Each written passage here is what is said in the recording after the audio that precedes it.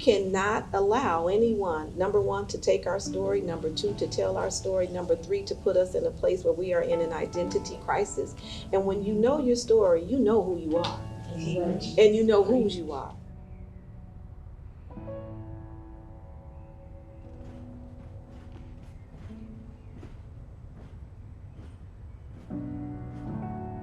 I really want people of Appalachia to stop thinking that we're just some people from a creek or that live on the river or that habitate in the mountains.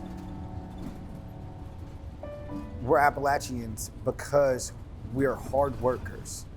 Regardless of the dark that consumes all of us, we still shine through and we make a way regardless, every single time.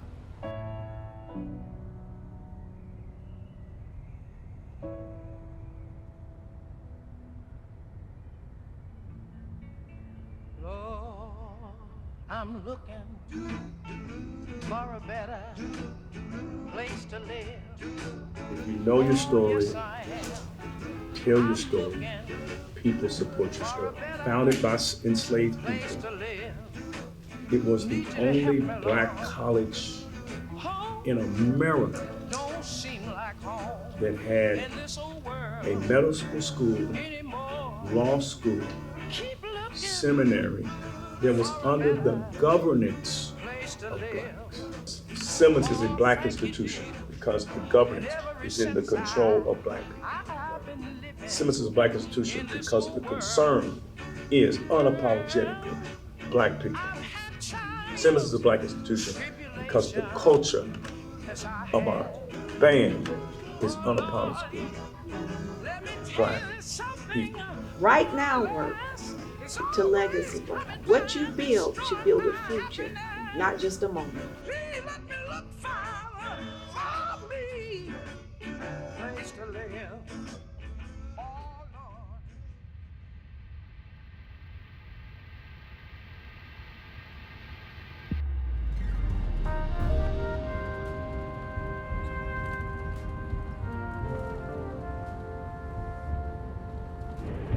You know, if you are from the Gulf South, you know what this looks like.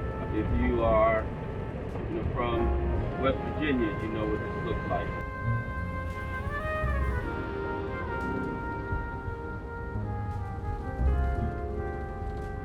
Solidarity Rise is a concept that looks to build power. We call it a solidarity ride versus a toxic tour because a toxic tour we feel is extractive. A solidarity ride means that we're going to come back together and we're going to build solidarity together. We're going to problem solve. We're going to learn from each other. We want to take some of the learnings and connections that we get from this solidarity ride and bring back to our communities.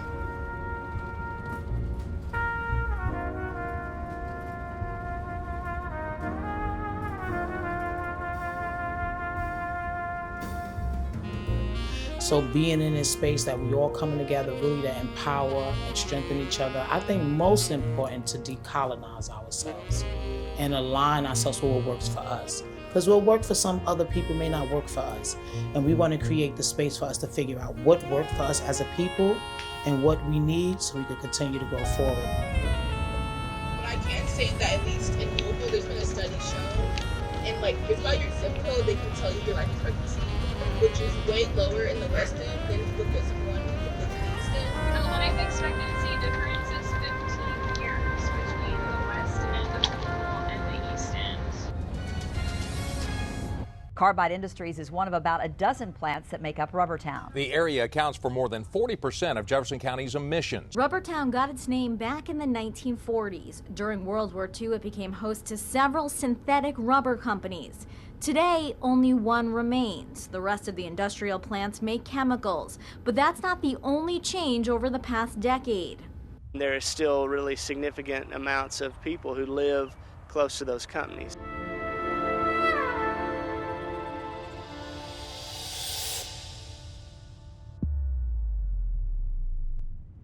My name is Gwen. I'm from the South. We have had plants, like I said, in our neighborhood. They've been there since the late 1890s. They have just expanded. Even the port was in the neighborhood. sulfur plants, stapler chemicals, Dow. Now we're surrounded by all other plants, plastic, ammonia terminals, LNG facilities. And what I'm going to say is that when it comes to the Black, brown, and indigenous communities, when they start these plants out, you see those flares going up in the air. When those flares going up in the air, that's pollution. And that pollution end up being in the, once it's in the air, it end up being in the water and the soil. There's a pipeline explosion, basically shooting flames up into the air. This is in a suburb of Houston. It is still burning even as we speak. It may have been caused by an unknown vehicle that hit a pipeline valve, which is what caused that fire to spring up. There have been evacuations from this neighborhood. At least 4,000 people are without power right now. And again, there's concern for what is coming up through the air. We are Cancer Alley in Brazoria County, Freeport. We have people dying every week now because what happened, it goes in the bloodstream. So I remember my parents being sick, not understanding. Remember when cancer first started? It's in the water, it's in the air, it's in the soil. It is a global crisis. And that's the reason why it's so important, no matter where you go, keep talking about it. It's picking up. It's picking up steam. We're gonna network, we're gonna globalize this thing, and then we're gonna demand for them to shut this crap down and then get restitution for all the damage they've done and provide us the health care we need. My family came from the plantations in Brazoria County. The port, which was called the International Longshoreman, was between the house and the church in the community. That's the land we lived on. And stapler chemical, and it just boomed with industry.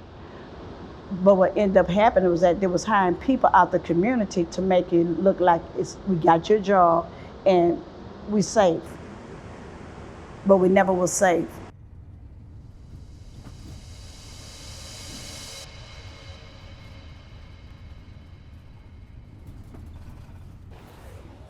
I live, eat, breathe, and sleep Appalachia because I'm a part of it. I'm born and raised right off the river in Charleston. It's a beautiful city. It's an amazing place to live. We have our problems, but we tend to help each other and make sure that we get through it at the end of the day. A lot of us work at Dow. My aunt worked at Dow Chemical and ran, and I thank God every day that she quit because if she didn't quit, a section of that place blew up a couple years back and she would have been dead. Do you think that they cared? Do you think they checked on the community or did anything about that? No. All they did was pay their little fine and kept it pushing. So, as y'all are saying that y'all have these issues, go to your EPA. Start asking questions. Because I'm telling you right now, you have a whole housing project of people that are angry and they show up to the city manager's office or the mayor's office. The mayor can be like, hey, I got 48 people at my back. Like, what's up? And then you get more and more people. Move as a movement. So solidarity is correct, but make sure that you're reaching out to kids, adults, doctors, and things like that. So you're not just moving in a complaint, you're moving in style with all of the facts and things behind you. Appalachia is a special place because people gave their lives, their health, their souls to build this country at a time when the industrialization was going forward. And nobody thanked us. Nobody really appreciated the sacrifice. And they didn't give back anything. They take the wealth, they extracted not just the ground, but the people, and they walked away. In the West End, there's so many gas stations and liquor stores all really close together. And that's basically all the food that the people in the West End have close by them. Everything that we can get in like close proximity to us is deadly to us. The ground's deadly, the water's deadly, the air is deadly, the food's deadly. And we're the last stop on any kind of produce trip. I realized, first of all, we have not learned how to eat healthy. And when we talk about the social determinants of health, this is things that affect our community. You know, we always talk about we got high blood pressure and diabetes, but we never talk about the things that cause this. Food is just one of the things. We know the contextual environments elevate these things. But what I've learned is that, and I keep seeing they put in the Dollar Generals and they put in taking out the supermarkets in our communities where we actually a city. But in my community for a few years, a couple of people, farmers, been working together to try to put like a little store together to where we can grow our own food and then we can sell it. And just learning and creating the ways of how we can start self-sustaining our community. Instead of spending all our hours and all our time fighting someone that's not listening to us, how do we gain the knowledge to grow our own food? There's not a lot of Black farmers in Jefferson County, much less the state of Kentucky. When we're thinking about how to conserve our land and give back to the land, what is our responsibility for farming the land, number one, and helping to feed our families and our communities. We gather produce from other farms as well here and try to feed our city. You all drove through West Louisville. That's our goal and primary target community. I lived, worked, breathed the air there as well. West Louisville has a lack of access to fresh food and grocery stores and things like that. So I've gathered a few farms. All of them are Black and brown owned, and we try our best every week to make sure that we feed pregnant moms, that we hit up some restaurants and grocery stores as well, and directly sell to the community.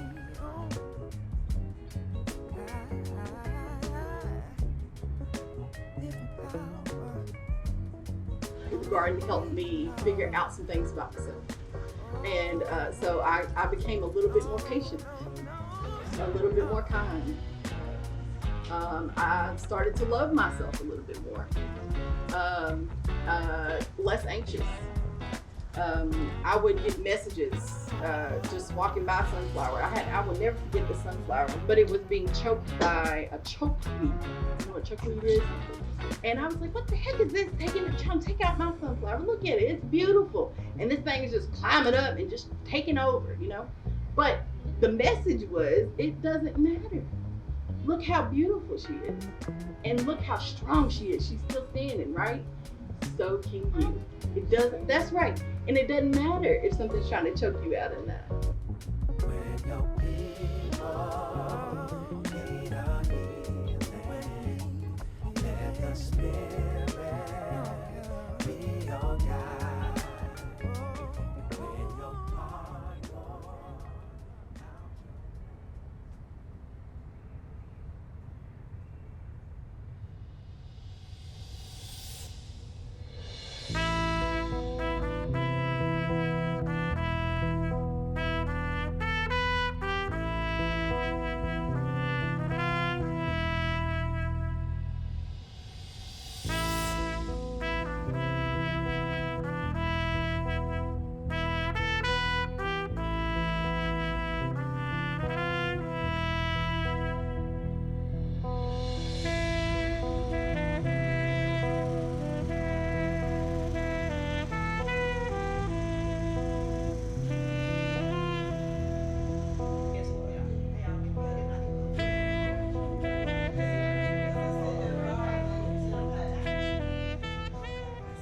Brazoria County is named as one of the most cancer clustered county in Texas. We have air toxins, we have water toxins, we have issues with our soil.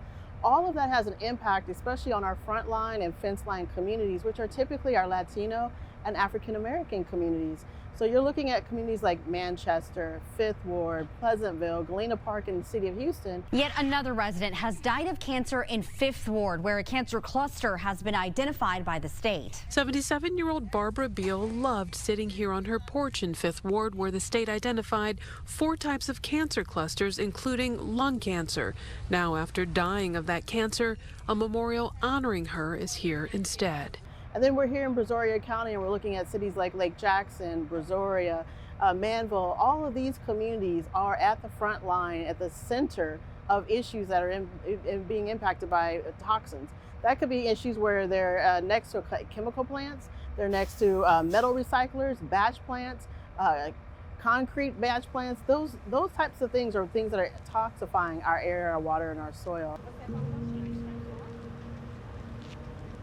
Thank you as always for the blessed privilege to be able to have one more day's journey. And with it, oh God, we don't want our living to be in vain or your grace that has been poured out upon us to go in vain. So we thank you for the blessed privilege and pray today, Father, as we take this trip, Father, we will be enlightened. That God, you would educate us and that all that are here, Father, will gain something from what we're about to see and from what we're about to learn today, that God, we may share for future generations. Essentially what these facilities are doing are heating up these chemicals and oil and gas to extreme levels or freezing them and trying to use them. And as part of that process, it takes a lot of energy. It takes a lot of electricity. The city of Freeport was without electricity for over a week, but Freeport LNG got their electricity on immediately after. We just had Hurricane Bear. Hurricane Bear came in as a 1. Bear came in through Matagorda County, which is right next to Brazoria County, 36 counties in the state of Texas. Bear destroyed, shut down power, no gas, no food. The hospitals didn't have power. The emergency care unit had closed down. It was devastating. The scope of Hurricane Bear's destruction seen from above. Downtown Houston flooded, cars washed away. More than 2 million people are without power in scorching triple-digit heat. We never seen anything like that, but most important, there was no preparation because they don't want to talk about climate change. You're going to see Dow Chemical is the world's largest chemical manufacturer in the Western Hemisphere, here in Brazoria County.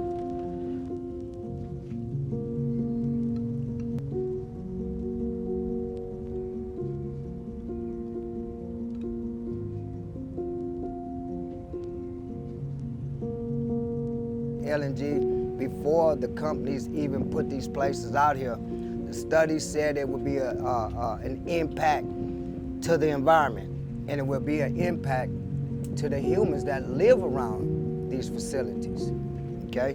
So we are seeing the increase in diseases and breathing issues and COPD and asthma, childhood cancer right here in this city. Me personally, America needs to stop exporting liquefied natural gas because it's not helping us, it's not helping the climate. It's not helping the everyday life of all of us, because when you step out the door in Freeport, you're in a non-attainment ozone layer, which is very highly toxic. The air you breathe is highly toxic. I fight every day for 27 reasons, and that was my grandkids. I have 27 grandkids. The younger one, her name is Jalen. She's 7 years old now. Jalen's supposed to have clean air and clean water. The oil and gas industry is riding on the backs of communities like Angleton. They get corporate welfare, they get tax abatements, which extract from the community. And so just a few years ago, they did a study, and in Brazoria County, over $2.16 billion was given to industry. There is no money for social programs, safety nets, when disaster comes, because the oil and gas industry has sucked up all the resources.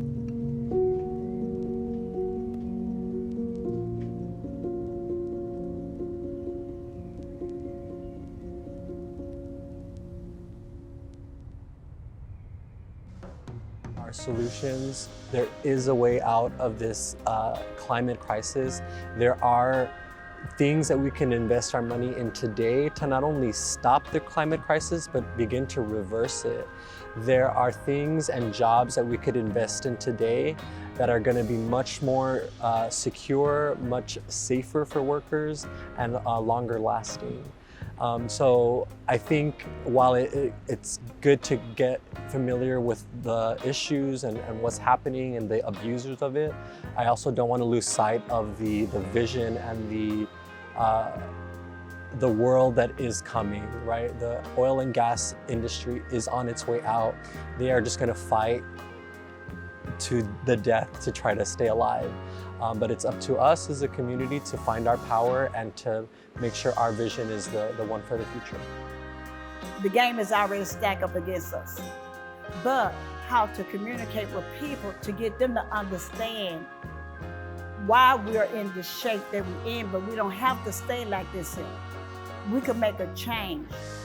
But changes come when you're not afraid to step outside your comfort zone. Because Brazoria County is industry, people don't like talking about industry. but I talk about industry. And I will continue to talk about industry, and they will start talking about industry because when death and sickness is at your door, and that pain and that suffering, then you humble yourself, your heart is broken. We were able to come together and learn different ways that we can all connect and make our cities, ourselves, and our community better. We get into this work building on our trauma. So part of this work too is how do we come together to build in our pain, to build out of our pain. Hey, hey, ho, ho, LNG has got to go. Hey, hey, ho, ho, LNG has got to go. If we don't get it, Shut it